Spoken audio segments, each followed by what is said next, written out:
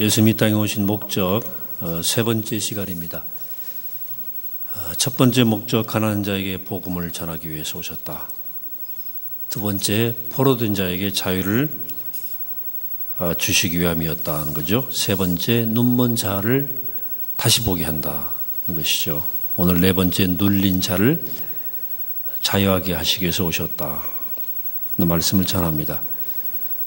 제가 오늘 제가 예수님 오신 이 땅에 오신 목적을 정리하면서 처음에는 이 네 번째 주제를 뺄까?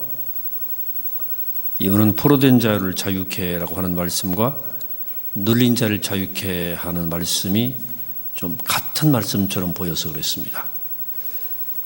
근데 주님께서 같으면 왜 두 번 말했겠느냐 하는 생각, 무엇인가 다른 것이 있기 때문에 말씀하지 않았겠나 하는 생각이 들어서 좀 묵상을 했습니다. 예수님 의도를 조금 더 알 수 있을 것 같았어요. 이 말씀은 전혀 다른 말씀을 하고 있음을 깨닫게 됐습니다. 포로된 자에게 자유를 내서, 포로는 누군가에게 포로 삼은 거예요. 삼긴 거예요. 그것이 사회 구조이든 어떤 악한 영적 세력이든 누구 개인이든 포로 삼은 사람이, 포로 삼은 세력이 있어요. 그로부터 해방받아야 돼요. 그래서 제가 우리 민족의 분단도 포로 상태라 이렇게 말씀을 드린 거예요. 그런데 눌린 자는 원문의 의미를 잘 살펴보면 누르는 자가 있어서 눌렸다기보다는 스스로 눌린 상태를 뜻합니다. 포로된 자는 어디론가 끌려간 거예요. 근데 눌린 자는 끌려가지 않고 있는 그 자리에서 눌려 있는 거예요. 그 눌린 자를 예수님께서 자유케 하려고 이 땅에 오셨다. 자, 그러면 사람들이 프레스, 눌려 있다고 하는 이 말이 무슨 말인가 하는 겁니다. 첫째는 열등감이에요. 열등감에 대한 연구를 많이 한 말츠 박사의 말을 따르면 사실은 94% 정도의 사람이 열등감에 눌려 있다는 사실을 우리에게 말해줍니다. 대부분이 사람들은 작든지 크든지 열등감을 가지고 있어요. 열등감에 시달리고 있어요. 그 대표적인 이야기가 구약 민수기 14장에 나와 있어요. 이스라엘 백성들이 광야에서 살면서 가나안을 향한 행진을 하고 있었습니다. 이들은 자기들이 들어갈 땅을 탐지하고 싶었어요. 미드라시에 따르면, 구약의 유대인의 책에 따르면 모세는 정탐을 반대합니다. 어차피 하나님이 주시기로 한 작정한 땅이니까 그냥 가도 하나님이 주시겠지라고 주장을 합니다. 그런데 백성들이 막무가내예요. 할 수 없어 모세가 정탐꾼을 보냅니다. 한 지파에 한 명씩 모두 12명의 정탐꾼이었죠. 모세가 정탐꾼을 파송하면서 이렇게 말했죠. 민수기 13장 17절에서 모세가 가나안 땅을 정탐하러 그들을 보내며 이르되 너희는 네겝길로 행하여 산지로 올라가서 그 땅이 어떠한지 정탐하라. 곧 그 땅 거민이 강한지 약한지 많은지 적은지와 그들이 사는 땅이 좋은지 나쁜지와 사는 성읍이 진영인지 산성인지 와 토지가 비옥한지 메마른지 나무가 있는지 없는지를 탐지하라. 담대하라 그랬어요. 12명이 40일 정탐하고 돌아왔죠. 10명이 보고합니다. 여러분과 함께 제가 몇 군데를 발췌했는데 교독해 보겠습니다. 당신이 우리를 보낸 땅의 간지 과연 그 땅에 젖과 꿀이 흐르는데 이것은 그 땅의 과일이니이다.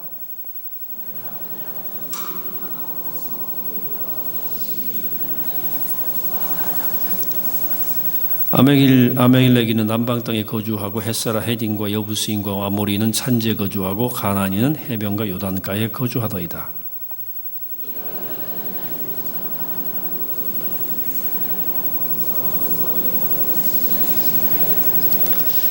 같이 있습니다. 거기서 네피림 후손이 나낙자손의 거인들을 보았나니 우린 스스로 보기에도 메뚜기 같으니 그들이 보기에도 그와 같았을 것이니라. 이스라엘 백성들이 금방 부정적 감정에 염색이 된 거죠. 그래서 모세를 원망하고 격렬히 저항합니다. 모세 막 죽이려고 그래요. 이때 여호수아와 갈렙 두 정탐꾼이 말합니다. 14장 7절에서 이스라엘 자손의 온 회중에게 말하 이르되 우리가 두루 다니며 정탐한 땅은 심히 아름다운 땅이라. 이런 읽어보세요.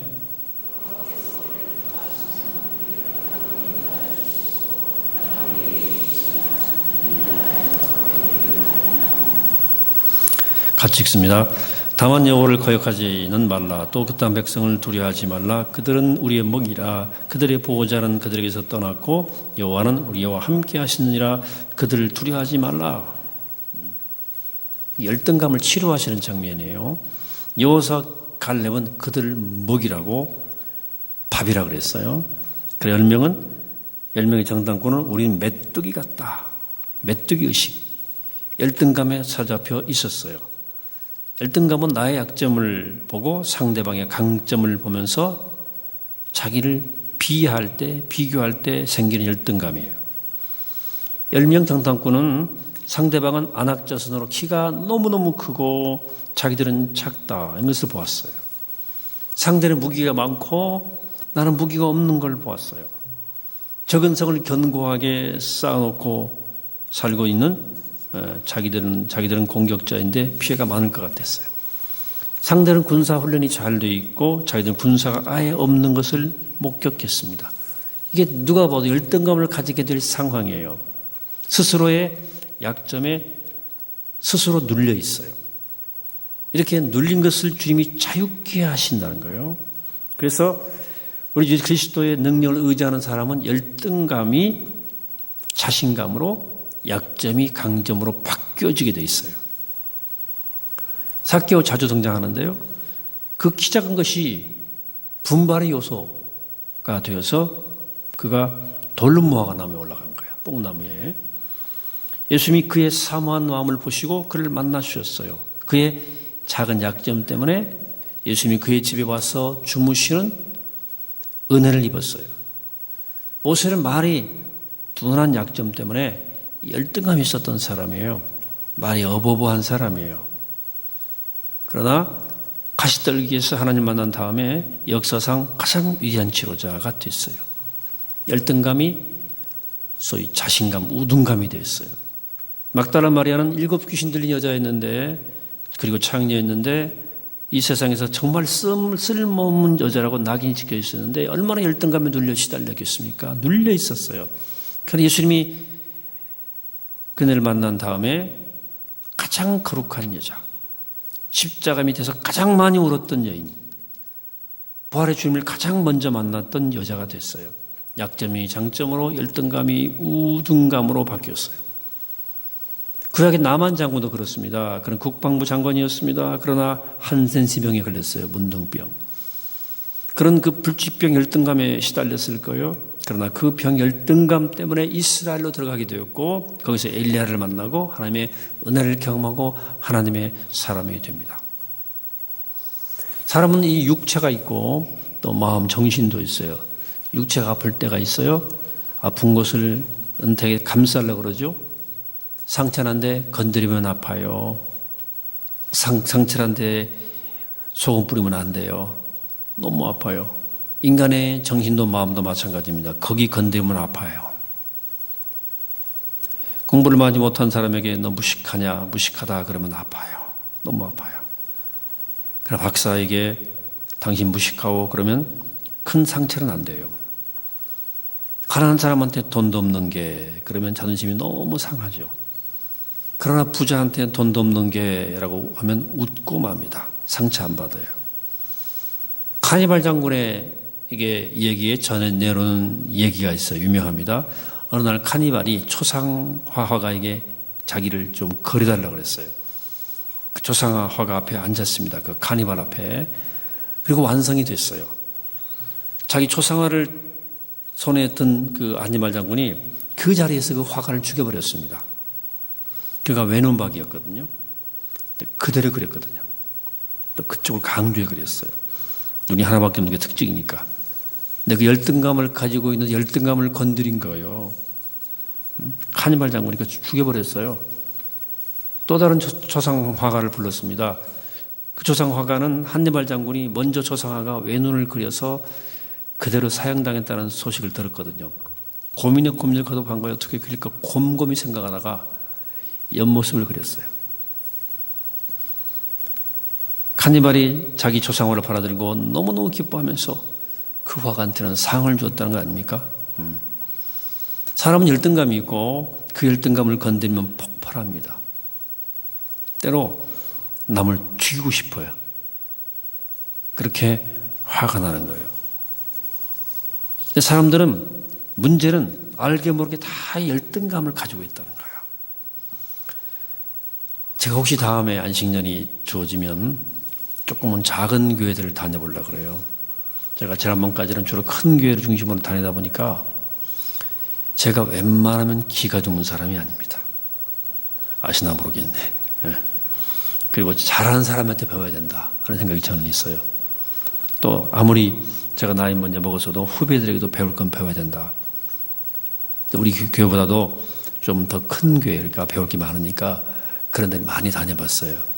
문제는 그러다가 교회 돌아보니까 언젠가 말씀을 드렸어요. 교회가 왜 이렇게 지저분한가 모르겠어. 깨끗하지 않아. 지금은 깨끗한데 그때는 돌아보니까 막 비교가 되는 거야. 냄새가 나는 것 같고. 그래서 제가 막 오자마자 문 좀 열어달라고 그랬어요. 교회당에. 그때 물론 여름이어서 그렇겠습니다만 쾌쾌하고. 목교실 들어가 봐도 제 책상을 딱 봤는데 제 책상이 사무용 책상이거든요. 근데 다른 게 목교실 가보면 다 이 책상이 막 갈색 권위 있는 큰 사무용 책상들이거든요. 그래서 제가 책상 때문에 살짝 메뚜기 의식이 올 뻔했어요. 예. 사실 불편한 게 뭐 이게 하나도 없거든요. 책상 크게 해봐야 저는 더 어지러 놓을 겁니다, 거기다가. 그러니까 내가 생각해도 내가 참 유치하다. 이러면 사람 됨되면 그 사람의 크기지. 책상의 크기가 그 사람 크기가 됩니까? 하기가 키는 데가 크지. 어쨌든 말이 안 들은 거예요. 근데 사람이란 게 그런 거예요. 비교하면 그런 거예요. 10명의 정탐꾼들이 가나안 거민을 보니까 성이 큰 거예요. 이스라엘은 공격을 해야 돼요. 무기도 많은 거야, 쟤들이. 우리는 무기도 없어. 전 안악자손이야.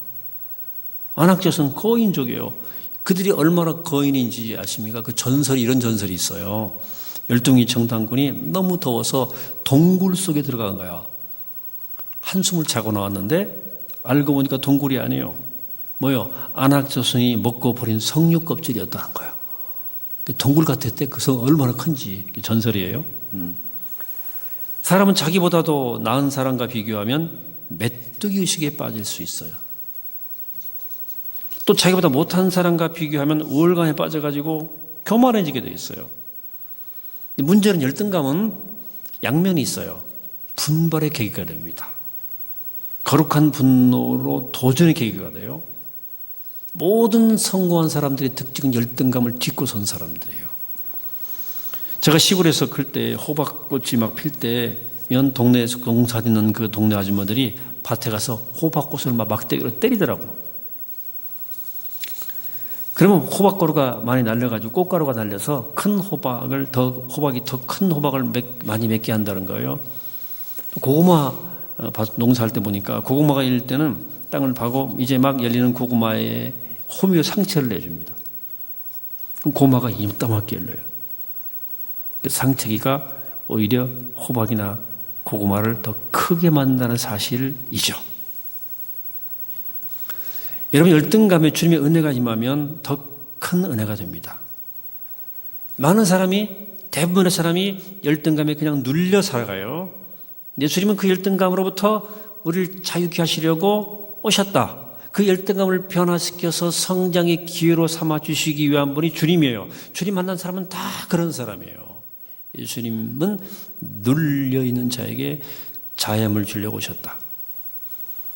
자, 첫째는 열등감이고, 근데 현대인들을 또 가장 누르고 있는 고통스러운 것 중에 하나가 스트레스예요.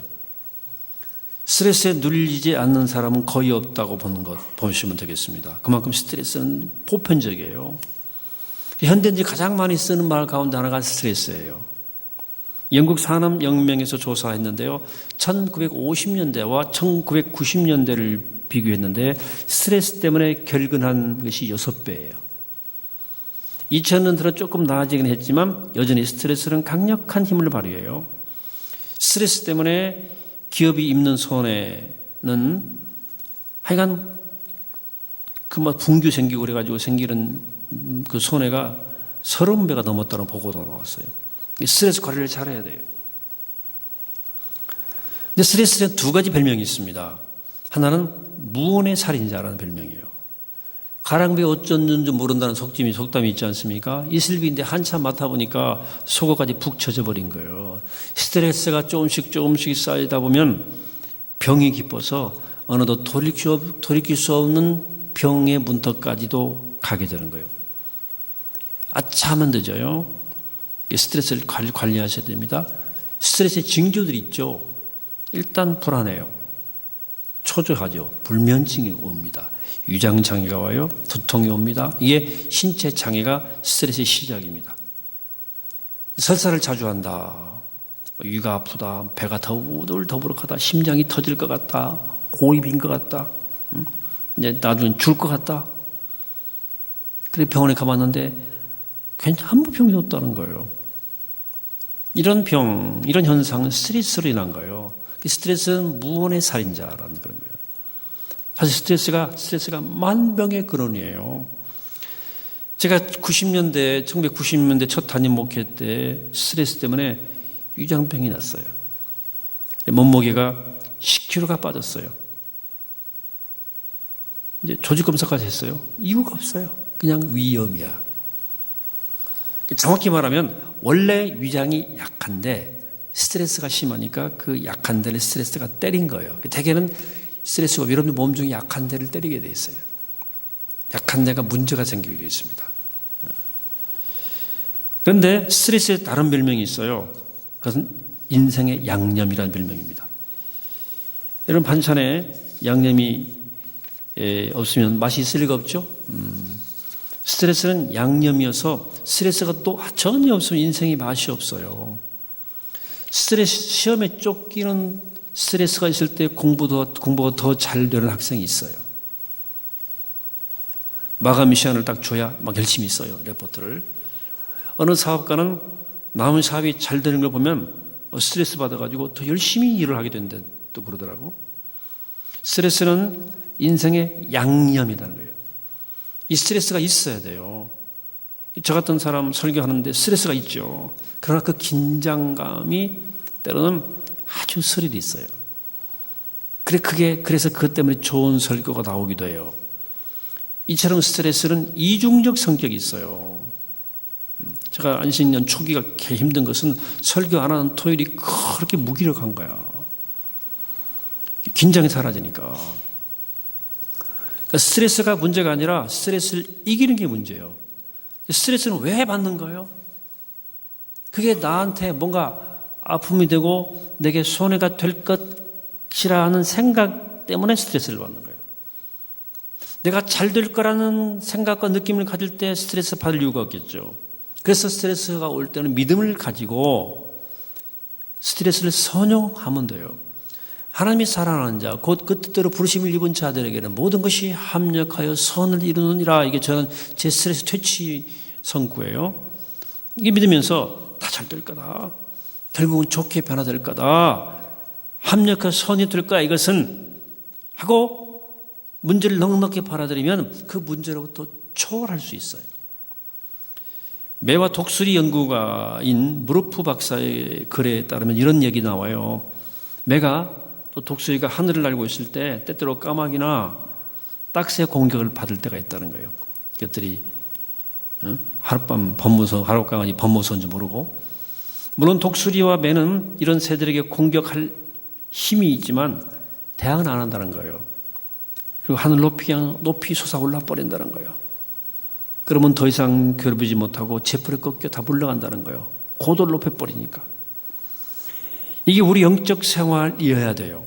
한 차원 높아지면 돼요. 창공을 올라가 버려. 우리가 살아가다 보면 문제가 생기고 아픔이 일어나도 스트레스가 쌓여도 믿음을 가지고 한 차원을 달리해버리면 돼요. 한 차원 그냥 올라가 보면 돼요. 여러분들이 가진 스트레스를 여러분들 믿음으로 초월하세요. 심적 부담을 이겨내세요. 주님은 여러분들을 그 눌림에서 해방하시는 분이에요. 여러분 그렇습니다. 예수님은 스트레스에서 눌린 자들을 자유케 하려고 왔어요. 열등감에서 자유케 하려고 그랬어요. 오히려 그 열등감과 스트레스를 통해서 더 큰일 하라는 거예요. 베드로는 고기 한 마리도 못 잡은 밤, 스트레스 가장 많이 받은 그 시간에 예수님 떡 만나요. 모세 보세요. 홍해 앞에서 이스라엘 백성들이 잘못 너 우리를 죽이려고 했냐, 뭐 잘못 끌어왔다, 뭐 이게 뭐냐, 군대는 막 추격하고 홍해 막 일대 홍해가 떡 갈라진 거예요. 압박감 절정에서 그런 위대한 지도자로 인정받은 거예요. 여러분 흔들리지 않고 피는 꽃은 없다는 말이 있어요. 흔들리지 않고 자라는 나무는 없습니다. 1000번 흔들려야 어른 된다고 하지 않습니까? 이인 시인의 말처럼 인생이란 흔들리면서 성숙하는 아픔 같은 거예요. 그러니까 인생이 힘든 건 너무도 당연한 거죠. 때로 열등감 느끼는 것도 너무 당연한 거죠. 왜 이렇게 센 사람들이 많지? 당연한 거죠. 그러나 우리에게는 주님이 계시잖아요. 우리에게는 하나님이 계시잖아요. 그러니까 제발 메뚜기 의식에 빠지지 말고 그 상황을 뛰어넘어서 독수리처럼 비상하는 그 눌림을 초월한 능력으로 눌림을 초월하고 자유케 되는 여러분 되시기를 이 아침에 주의 이름으로 간절히 축원합니다. 하시겠습니다. 거룩하시고 자비로우신 아버지 하나님, 우리 가운데 스스로 눌려 있는 것들이 있습니다. 열등감과 스트레스입니다. 메뚜기식 가지지 말고 그 상황에 눌리지 말고 내가 함께 해준 주님 붙잡고 주님 의지하고 그 상황을 뛰어넘어 독수리의 능력으로 비상하여서 하나님의 능력을 덧입어서 이기게 하시고 벗어나게 하시고 승리하게 하시고 우리 상황을 지배하고 상황을 변화시키는 믿음의 사람 되게 하여 주옵소서. 감사드리옵고 우리 주 예수 그리스도의 이름으로 간절히 기도하옵나이다. 아멘.